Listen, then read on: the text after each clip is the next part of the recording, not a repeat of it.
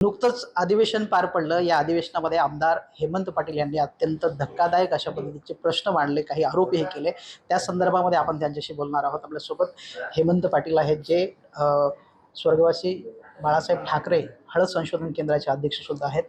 मोठ्या प्रमाणामध्ये आपण वेगळे काही धक्कादायक आरोप केले की नांदेडसारखं शहर हे शैक्षणिक हब असताना इथल्या मुली पळून जात आहेत. काय सत्यता आहे यामध्ये? नाही, हा आरोप नाही, वास्तव मांडलेला आहे. आपण पोलीस अधीक्षक कार्यालयामध्ये जा, तर आपण विचारा त्यांना की मागच्या 3 वर्षामध्ये नांदेड शहरामध्ये शिकण्यासाठी आलेल्या किती मुली पळून गेलेल्या आहेत आणि त्या कुठल्या धर्माच्या मुली आहेत. तर वास्तव तुमच्या समोर येईल. साधारणतः मला वाटतं पोलीसच्या रेकॉर्डवर असलेल्या मागच्या वर्षभरातल्या 99 मुली गेलेल्या आहेत आणि समाजाच्या बदनामी होईल किंवा भीतीनं गुन्हे न नोंदवलेले असे 50 ते 100 लोक आहेत जे माझ्या माहितीतील आहे की त्यांनी गुन्हे नोंदवले नाही की समाजामध्ये नातेवाईकांमध्ये आपली बदनामी होईल.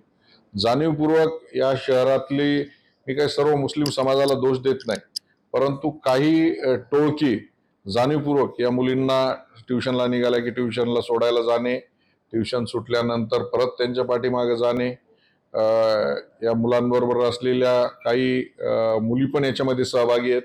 त्या मुलींबरोबर मैत्री करतात आणि प्रेमसंबंध घडून आणतात आणि त्यानंतर या मुली पळून जातात. परराज्याची जी काही सीमा आहे कर्नाटक आणि हैदराबाद ही नांदेडला लागूनच असल्यामुळे मोठ्या प्रमाणामध्ये कर्नाटकात किंवा हैदराबादला नेऊन यांचं धर्मांतर केलं जातं. तिथं पैसे दिले जातात आणि त्यांना संसार करण्यासाठी तिथं मदत केली जाते. धर्मांतर केलं जातं अशा पद्धतीचा धक्कादायक आरोप आपण करताय. कोण आहे ती टोळकी, नेमकी काय सांगता येईल? नाही, या संदर्भामध्ये पोलिसांना आपण माहिती विचारू शकता. नेमकी जे हे लोक आहेत हे हैदराबाद किंवा बिदर, गुलबर्गा या भागामध्ये मदरशांमध्ये काम करणारी काही मौलवी मंडळी आहे. ही याला प्रोत्साहन देतात, यांना पैसे सुद्धा देतात. त्याच्या पाठीमागं दर कार्ड सुद्धा ठरलेलं आहे आणि याचे फार मोठे परिणाम ज्यांच्या घराची मुलगी जाते ते कुटुंब कोलॅप्स होतं. ते नातेवाईकांमधून पूर्णपणे तुम्हाला सांगतो बहिष्कृत केल्यासारखं जिनं त्यांना जगावं लागतं आणि अतिशय अपमानास्पद परिस्थितीमध्ये ते कुटुंब समाजाला सामोरं जातं. ते अतिशय भयावह चित्र या निमित्तानं पुढे येत आहे. विधानभवनात आपण असाही प्रश्न उपस्थित केला होता की तुमच्या जवळची कोणतरी म्हणजे मित्राचे वगैरे मुलगी पळून गेली आहे, त्या संदर्भातला तो काय सगळा प्रकार आहे? माझे एक गुजराती मित्र आहेत आणि 14 वर्षाची नॅशनल स्विमर असलेली मुलगी, मी आता नाव त्यांचं घेऊ शकत नाही, बदनामी होईल. त्यांची 14 वर्षाची मुलगी साहिल लष्कर नावाचा पश्चिम बंगालमधला जो तरुण, तो हॅबिच्युअल आहे. याच्या अगोदर सुद्धा 3 ते 4 मुली त्याने अशा पद्धतीने पळून नेलेल्या आहेत. त्याचं लग्न झालेलं आहे. हिंदू मुलांचे नावं सांगतो, खोटे नावं सांगतो. त्या मुलीबरोबर सलगी केली. मागच्या वर्षभर तिच्या बरोबर जेव्हा जेव्हा ती स्पर्धेला जायची तिच्या बरोबर त्या ठिकाणी जायचा, मैत्री केली आणि मुंबईवरून बेंगलोरला तिला पळून नेलं. बेंगलोरला आमचे जे काही राजकीय संबंधातले लोक होते त्यांना सांगून आम्ही तिथं रोखलं रात्री 3 वाजता आणि तिच्याबरोबर असलेल्या, त्या मुलाबरोबर असलेल्या मुलींनी कुठलं तरी पाणी असं त्या मुलीच्या तोंडावर शिंपडलं आणि ती मुलगी आईवडिलांच्या विरोधामध्ये बोलायला लागली की मला यांच्याबरोबर जायचं नाही, हा मुलगाच माझं सगळं आहे आणि मला याच्याबरोबर जायचंय. 3 तास आम्ही समजावलं, परंतु सकाळी शौचालयाला जाते म्हणून निघाले आणि परत ते तिथून पश्चिम बंगालमध्ये पळून गेले. पश्चिम बंगालच्या आमच्या भाजपच्या खासदार रूपा गांगुली यांना मी संपर्क केला की अशी अशी घटना आहे आणि बंगालमध्ये अशी अशी मुलगी तिथं पळून आलेली आहे. परंतु ती ज्या भागामध्ये त्या मुलाचं रहिवास आहे त्याचा पत्ताही आमच्याकडे होता. ते सांगितल्यानंतर ती म्हणाली की आम्ही तिथं जाऊ शकत नाही, 10 ते 15 लाख मुस्लिम आहे आणि मुलगी आता परत आणणं मुश्किल आहे. अशा वेळेस महुआ मोहित्रा म्हणून माझे एक खासदार मैत्रीण आहेत, त्यांच्याशी मी संपर्क साधला. त्या ममता बॅनर्जी यांच्या जवळच्या आहेत. त्यांनी मोठी मदत मला या सगळ्या प्रकरणात केली आणि आयजीला सांगून त्यांनी ती मुलगी तिथं सोडून आणली. पण मुलगी जेव्हा आम्ही पोलीस स्टेशनवर सोडून आणली त्यावेळेस जवळपास 1,500-2 हजार लोकांचा मॉब पोलीस स्टेशनमध्ये चालून आला. आमच्या गाड्या फोडण्यात आल्या, परंतु पोलीस संरक्षणामध्ये त्या मुलीला आम्ही मुंबईला आणलेलं आहे. आज तोच साहिल लष्कर अमरावतीच्या जेलमध्ये. आपण तपासणी करा, मी त्याचे पुरावे सुद्धा आपल्याला देईन. अमरावतीला सुद्धा एका मुलीला गुंगीचं औषध देऊन तिच्यावर बलात्कार करण्यात आलेला आहे आणि आतापर्यंत 7 ते 8 प्रकरणं त्यांनी अशा पद्धतीने केलेली आहेत. लव जिहादच्या माध्यमातून धर्मांतरण वगैरे होते असं म्हणायचं. निश्चित वेगवेगळ्या माध्यमातून हिंदुस्थानामध्ये धर्मांतर गेल्या हजारो वर्षापासून झालेलं आहे. आपण बघता की औरंगजेब आणि त्याच्या अगोदरपासनं 7व्या शतकात मोहम्मद बिन कासिम आला तेव्हापासनं वेगवेगळ्या माध्यमातून अत्याचार करून किंवा राजाचा धर्म स्वीकारला तर कुठल्याही पद्धतीचा कर लागणार नाही किंवा ख्रिश्चनांचं धर्मांतरण आपण बघितलं असेल की विहिरीमध्ये पाव टाकायचा खाऊन आणि त्या विहिरीचं जर पाणी पिलं तर आपण ख्रिश्चन झाला. हाही विषय. दुसरा विषय की मी सभागृहात सुद्धा मांडलं की डॉक्टर बाबासाहेब आंबेडकरांनी जो काही धर्म स्वीकारला तो या हिंदुस्थानाच्या भूमीमध्ये जन्माला आलेला धर्म स्वीकारला. त्यांनी अभ्यास केला, सगळा महावीरांचा अभ्यास केला, त्यांनी बौद्धांचा अभ्यास केला. त्यांनी काही ख्रिश्चन धर्म किंवा मुस्लिम धर्म स्वीकारला नाही. कारण हे जे धर्म या हिंदुस्थानामध्ये जन्माला आलेले आहेत हे धर्म इथलं वातावरण, इथल्या चालीरीती, इथला रिवाज, इथले लोक, त्यांची भौगोलिक परिस्थिती, सामाजिक परिस्थिती या सगळ्या गोष्टीवर हे धर्म जन्माला आलेले आहेत. म्हणून मोठ्या प्रमाणामध्ये हा धर्म कसा भ्रष्ट होईल यासाठी हे प्रयत्न जाणीवपूर्वक चालू आहे. सभागृहात बोलताना माजी मुख्यमंत्री ए.आर. आंतुले यांचा सुद्धा संदर्भ दिला. तो नेमका काय केस आहे?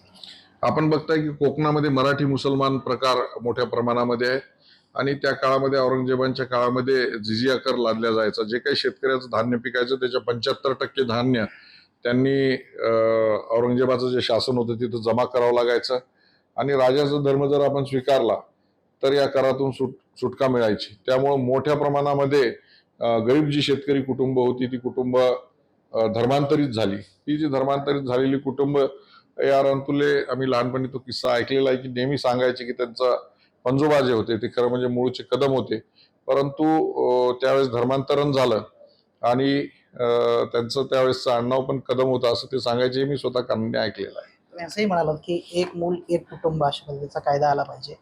काय नेमकं तुम्हाला सगळं सांगायचं त्या अनुषंगाने? माझा सर्वात महत्वाचा मुद्दा आहे.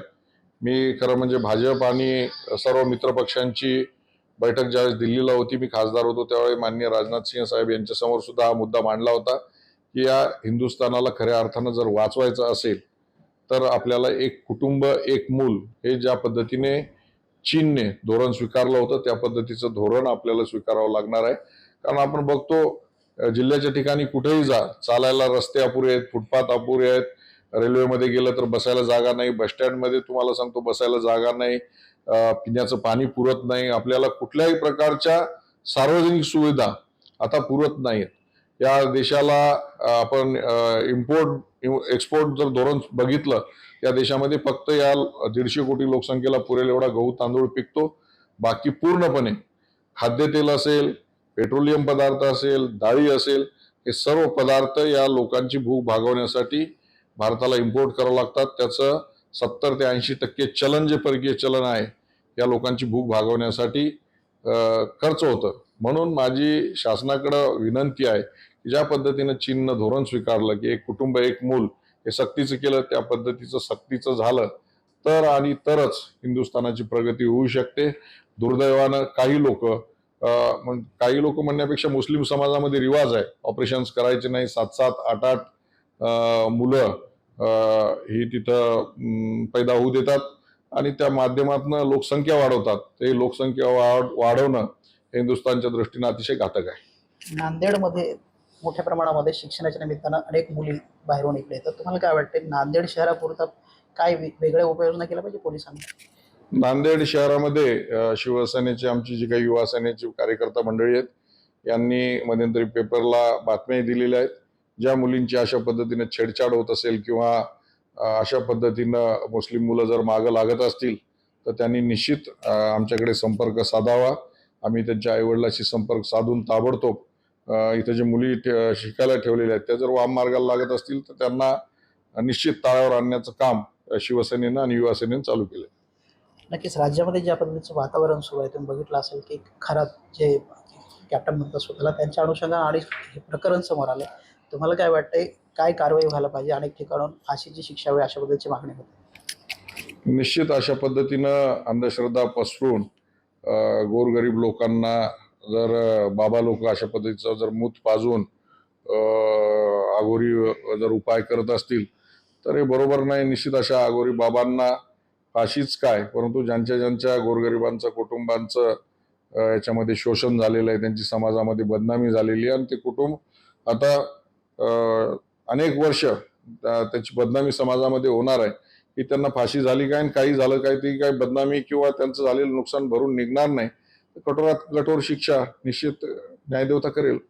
महिलांवर मोठ्या प्रमाणात अत्याचार वाढत आहेत. शक्ती कायद्याची अनेक वर्षापासून मागणी आहे, झालं पाहिजे तुम्हाला वाटतं? निश्चित शक्ती कायदा केंद्राने मंजूर केलेला आहे आणि राज्याने त्याच्यामध्ये 2 बदल सुचवलेले होते आणि ते चांगले बदल सुचवलेले होते. तो कायदा झाल्यानंतर निश्चित जी काही मानसिकता आहे पुरुषांची, अनेक ठिकाणी नोकरीला जाणाऱ्या महिला असतील किंवा खेड्यामध्ये कामावर येणाऱ्या महिला असतील, शेतात येणाऱ्या महिला असतील, किंवा हे कुठे काही बोलू शकत नाहीत किंवा काही केलं तर काही होत नाही, ही निश्चित भीती बसेल आणि याच्यातून एक मानसिकता बदलण्यासाठी निश्चित मदत होईल. धन्यवाद. Ganesh Gajanan Deshmukh, TV9 Marathi, okay. नांदेड.